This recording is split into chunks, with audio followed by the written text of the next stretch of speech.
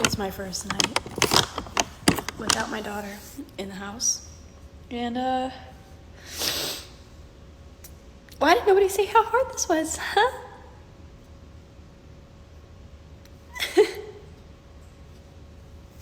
Oh, that one actually got me. I was ready to be a smartass, and now I'm just sitting here quiet.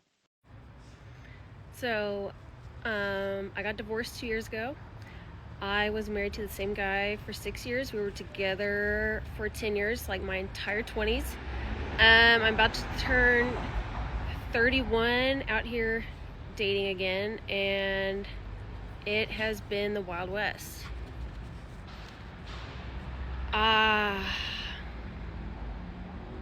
Yeah. Anyone else? The Wild West is doing a lot of heavy lifting there, and I noticed she didn't offer a single specific detail to back it up. So a few weeks ago, I posted that my son didn't want to come home with me anymore, that he asked me that he wanted to live with his dad, and I was very hurt. But then I had time today to come and see what they do after school and why he wants to be here so bad. And this is what I see.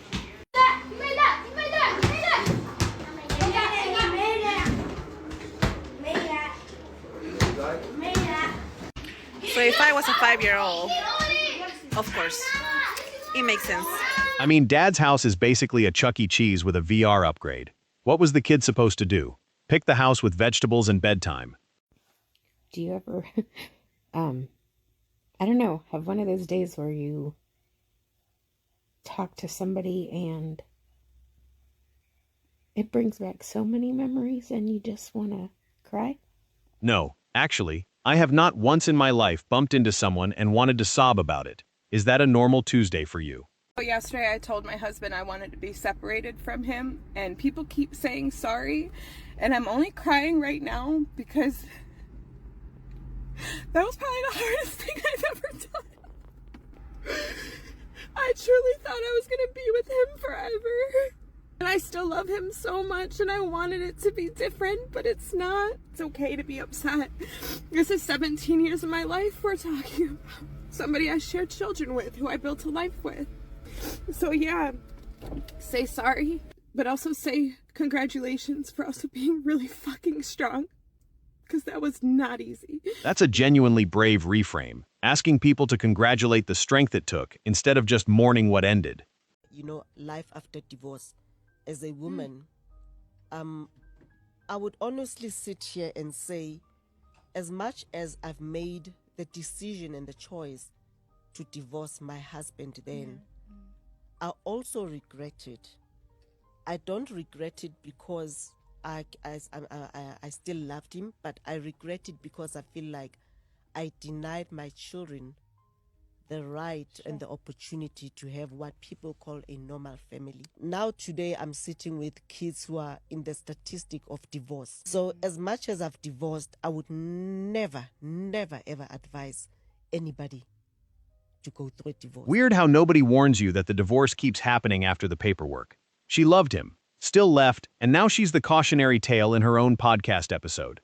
When this ex tried to keep the spousal support flowing from her ex-husband after remarrying, the judge didn't hesitate to shut it down. Ms. Van Til, are you contesting the discontinuation of the spousal support? To an extent, I feel that I was pretty generous back when I let him off on over $12,000 in arrearages at the time. I'm willing to drop down to $500 a month, let's say another 3 years. Mr. Van Til, what's your position on that? No, I disagree. You know, here's the thing. Typically, once a party remarries, I mean, that's a change in circumstances that warrants the cessation of payment of spousal support. And the whole idea of spousal support is that you don't have the assistance of your marital partner anymore to support you. And when you get remarried, that's no longer the case. For that reason, the court finds that the spousal support should cease. The audacity to say she was generous letting him off the hook, then ask for 3 more years of his money after she already found a new husband.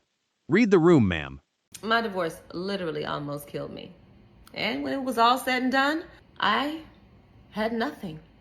No home, no business, no man, no tribe. After working for years upon years upon years to build a lifestyle that cost almost $50,000 a month, It was hard out there for a sister. And this is the type of depression that only God can heal. When he has given you every single thing materially, but inside, you're totally broken. And that was the beginning of the end for me. The end of that chapter, the end of my marriage, and the end of who I once knew myself as. We'll stop there for now. See you next time. The wine glass is doing so much work in this monologue, and then she cliffhangers us like it's a Netflix limited series about her own suffering.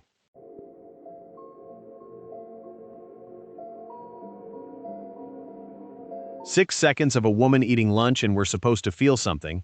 I guess the caption is doing all the heavy lifting here. When you spend the last 2 weeks with your ex-husband, who you still love, he loves you, getting him over the flu, cleaning his house, love is expressed between both of us. As of last Saturday, he has a girlfriend that he's been talking to. Being divorced in your 50s sucks. Dating in your 50s suck. I'm very hurt. I'm very sad. But I will get over it. I will conquer and I will get over it. I will accept the fact that he has moved on and I have to move on now.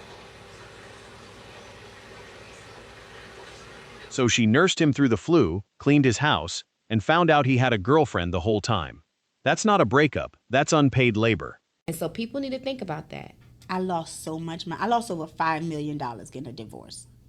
I shut down all of my companies. I was making $70,000 to $100,000 a month with my businesses, online, all of them. I shut them all down. Mentally, I was in a disarray. And I'm a talker, so I make money by talking. I couldn't even pull my personality together. So you can't pull your personality together, you can't make no money, you can't sell nothing. And then his attorney would plaster my bank statements, Exhibit 1, Exhibit 2, Exhibit 3, Exhibit. To see my life in a courtroom was probably the most devastating thing I've ever done. Losing $5 million in a divorce is rough, but shutting down every business that was printing you $100,000 a month because you couldn't talk anymore, that's the real plot twist.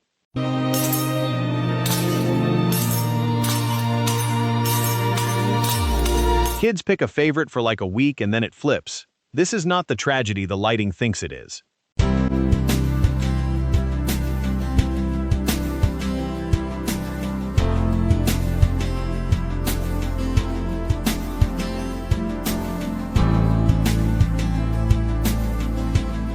"15 seconds of car lighting and meaningful glances, and somehow we're supposed to piece together the whole custody arc from a hair touch."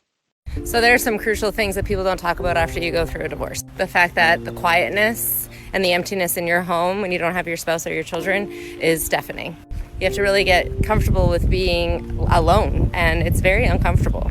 You quickly realize that you are now the center stage of all conversation in your friend group because you're now living this wild and fun life because you're no longer attached to anybody.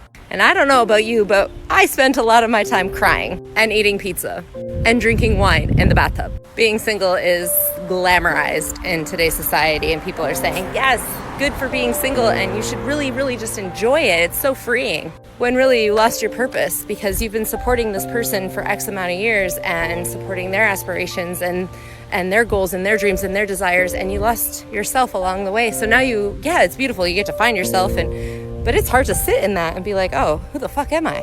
So maybe be a little bit more gentle on the single people in your life. The pizza and wine in the bathtub part hit harder than anything a therapist has ever said to me, and I respect the honesty.